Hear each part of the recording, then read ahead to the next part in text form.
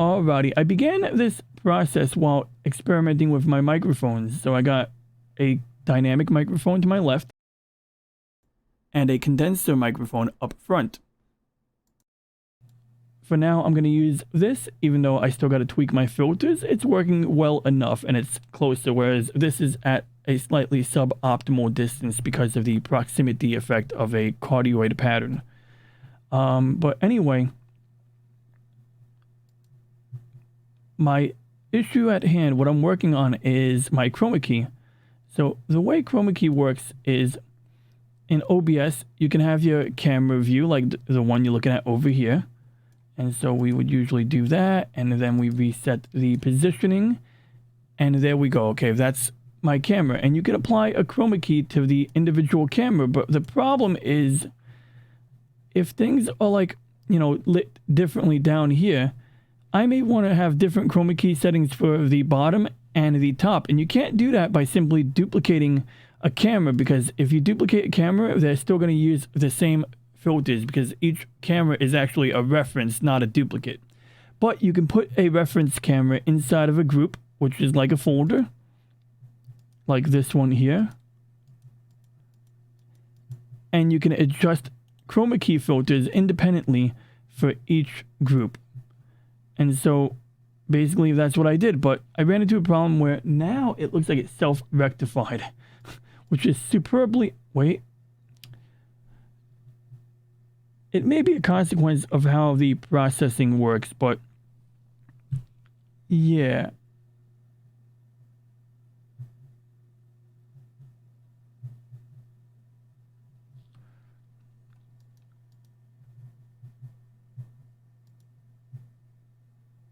Well, I may be mixing something up here, but it's very easy to mix things up. So anyway, the suspected culprit is in this upper layer here, and you can see the bounding box for the camera and the group. So what I'm going to do is I'm going to bring this up here.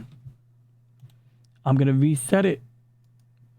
Then I'm going to go to the camera group that it came from and reset that. Then I'm going to put the camera inside of that camera group, and we have to make a decision. Do we crop the camera or the group? Because we can do that. We can crop the camera like this. And you can see how the chroma key settings are different on the bottom and top. So basically, the bottom panel has settings for the chroma key filter that are more optimal. Maybe not perfect, but more optimal than the top half. But if I was to take the settings that work on the bottom and use them up top, I would have problems on the top. So for now, I think we're going to do this. We're going to crop the camera. And hopefully I don't cause more problems than I have now. And we're going to leave the group canvas filled out. So, you know, this is as opposed to resizing the group, because you can resize the group with the items inside. It's very weird. It's like having a canvas on top of a canvas and then trying to decide, do you resize the entire canvas or do you resize just the item on the inside, the separate panel? And there are consequences that you won't notice until further down the line when you do something like that. And so I'm currently opting to move the individual camera items around themselves, and then we'll play it by ear.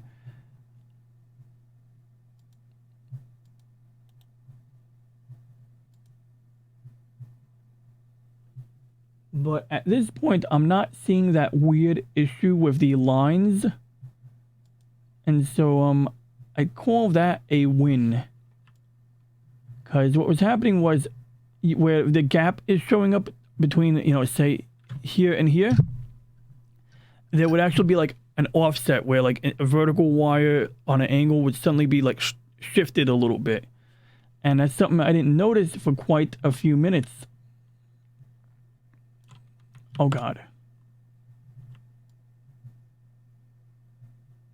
Huh? What the fudge?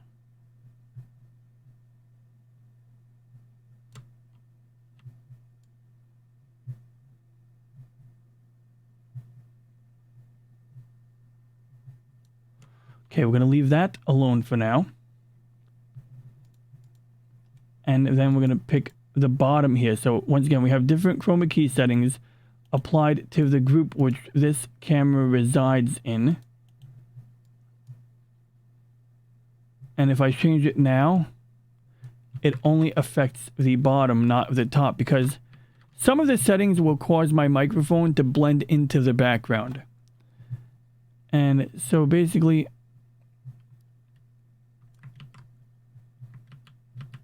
the goal is to try to strike a balance. Okay, so that one's fine. Now I just gotta get more here. So this area here, I actually covered it up with a graphic because I don't usually stand on this side. I have a window here, but not only that, but up in this area here, we got to contend with when sunlight comes in. And actually, we still didn't get to that part yet. I may just deal with it tomorrow during the daytime. And then we have this fill region here.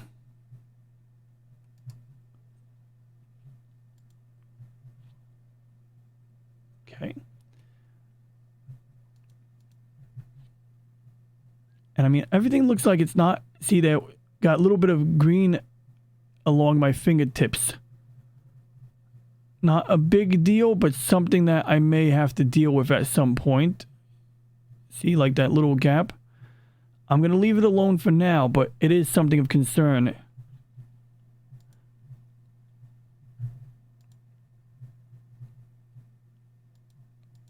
Now, interesting, that entire part looks better when it's off, so I may just leave it off, except that I do want to have some, stuff here.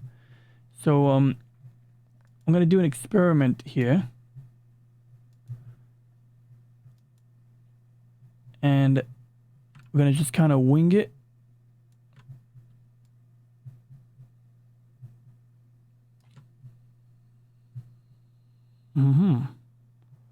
Okay, so there's a little gap here. What? Very, very confusing. We're going to just go here. We're going to take this guy.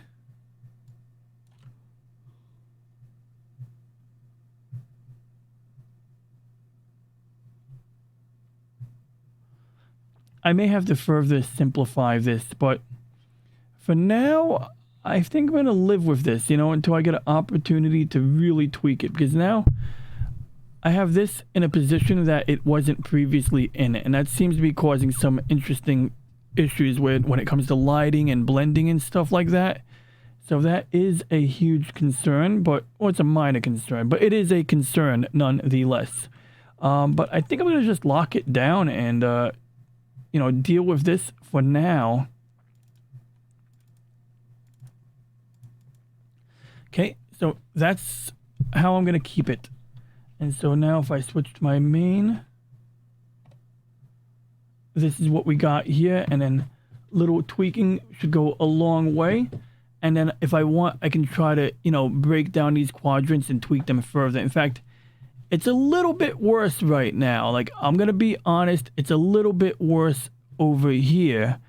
And I'm going to have to, figure something out. If I adjust my exposure settings. Whoa. Also, we could do automatic mode, but when I go into manual mode, I like to try to, dial in my ISO settings. And I'm finding that when I go above ISO 400, I get some seriously grainy imagery. But if I make it too low, you see how that affects things. And so, it's going to be a little bit of an experience here, right?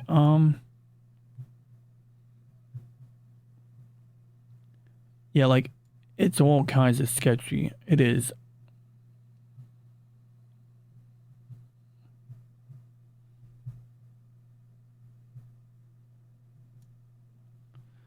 Okay, well, and I got some green screen spill over here. So at this point, what I'm doing is I'm right clicking on each camera group, and I'm just kind of investigating if anything can be done to independently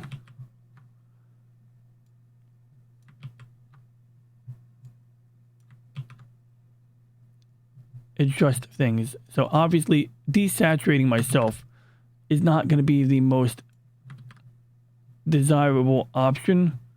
I'm not trying to become Casper.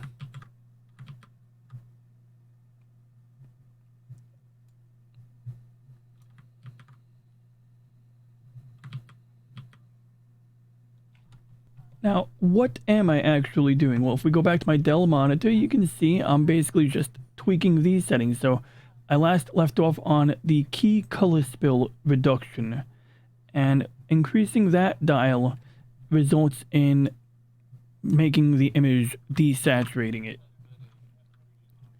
And if we lower it a lot, you can start to see green near my neck. And if I crank it up too much, I'm black and white. But there is a sweet spot between 80 and 90. It seems that below 85 is too little. Above 200 is way too much.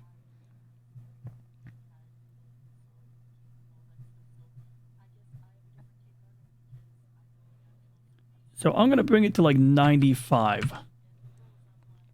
Even though it's not perfect, because if I bring it too high, I start to lose too much color, and I'm trying to avoid that. I want to, I want to be like, I want to have some color to me, even though I'm not crazy about it. Also, if I lower my light, hey Google, light 10%, it might. Hey Google, light 10%. Hey Google, light off.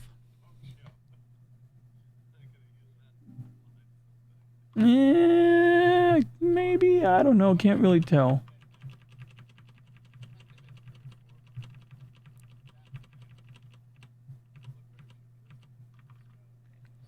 I'm going to keep it on that setting for now. Also, anytime I put like product in my hair, anytime I put gel or mousse into my hair, the reflectivity tends to wreak havoc.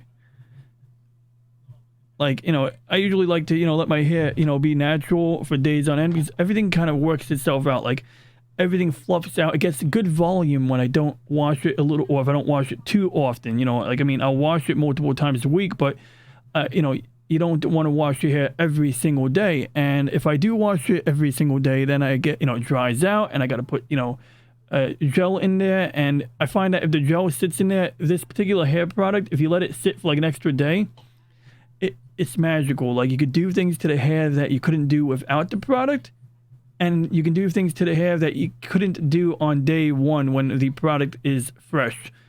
But that's a different topic. But yeah, I do find that it does introduce a challenge. Alrighty, now we're gonna break out of this, but let's do an experiment. See, now I'm a ghost, right? Ooh.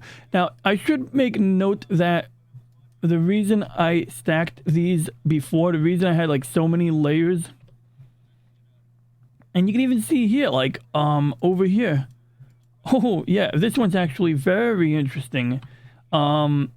One camera group in this bounding box in the corner, right?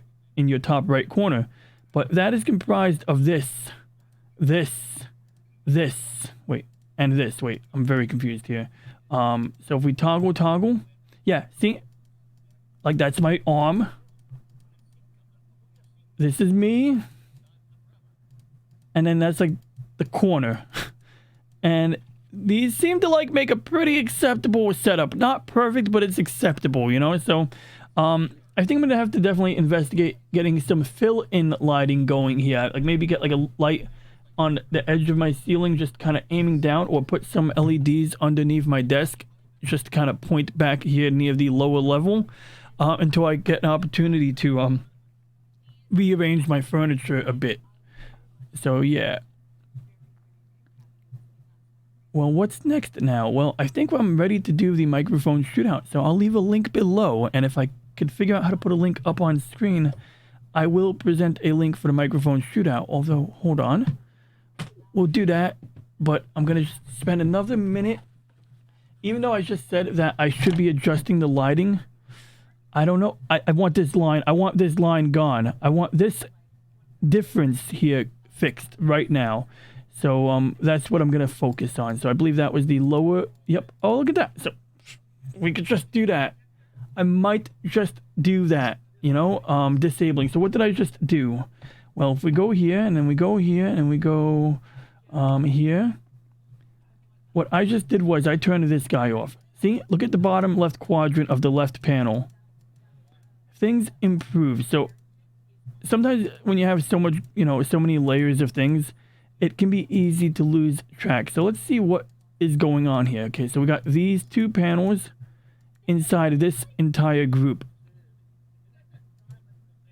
All right, well, what's over here? Well, if we turn off the thing, well, that's the bottom in general.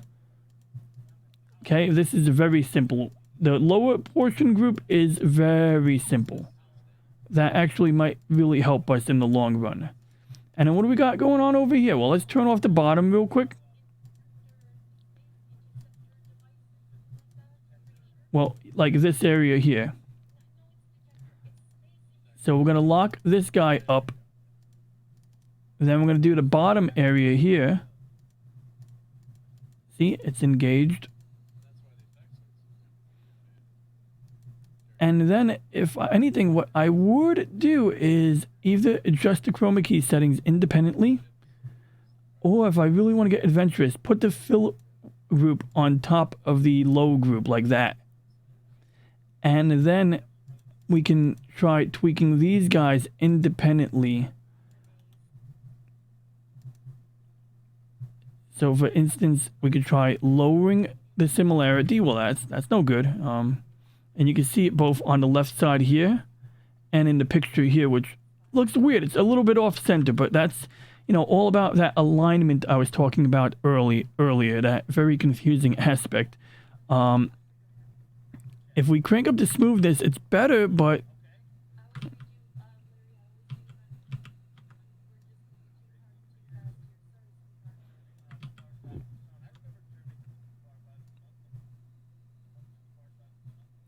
I'm going to crank up the smoothness like crazy here. And it does seem to have a consequence. Like, I'm going to put my hand here real quick and see what happens. So, yeah, actually, well, basically caused my finger to disappear a little bit. So there seems to be some, you know why this is happening? The overlap.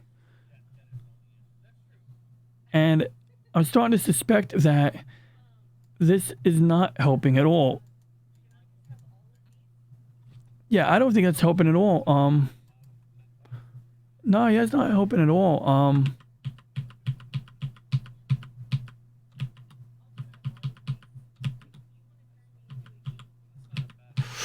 Oh, God.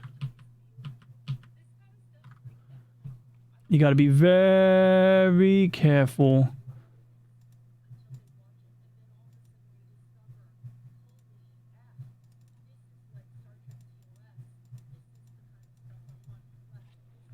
Okay, so we have a little gap here. Yeah, it gets very confusing. What a insanely confusing setup, huh? Well, let's see. Let's go back to the filler up group and see if we can get... Okay. So now we got to figure out what this gap area is over here and correct for it. I think it's got everything to do with that bounding box. So if I take this bounding box and I put my arm... Oh, God.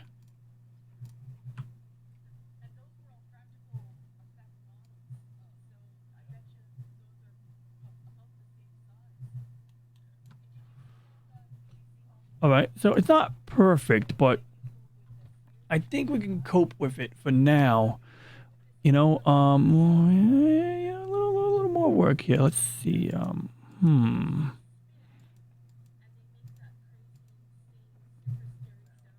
What I might do is take this here and add it to main camera group.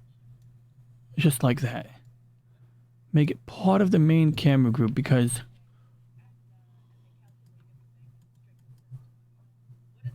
I think we can make that work. Now, only caveat is now I can't independently mess with the settings over here. And you can even see like evidence of the fabric. And so what I'm kind of doing is I finagle it by putting this into the corner and hoping it blends in.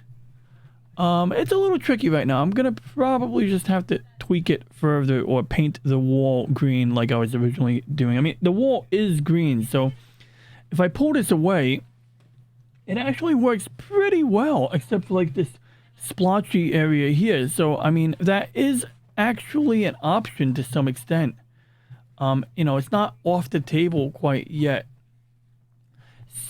See, something like this, yeah, I mean, there's options anyway. So, for now, I'll roll with it. Although, like I said, the wire is a little sketchy over here, right? You know, you have, this cord here, which I could probably, yeah, that's going to be a little tricky right there.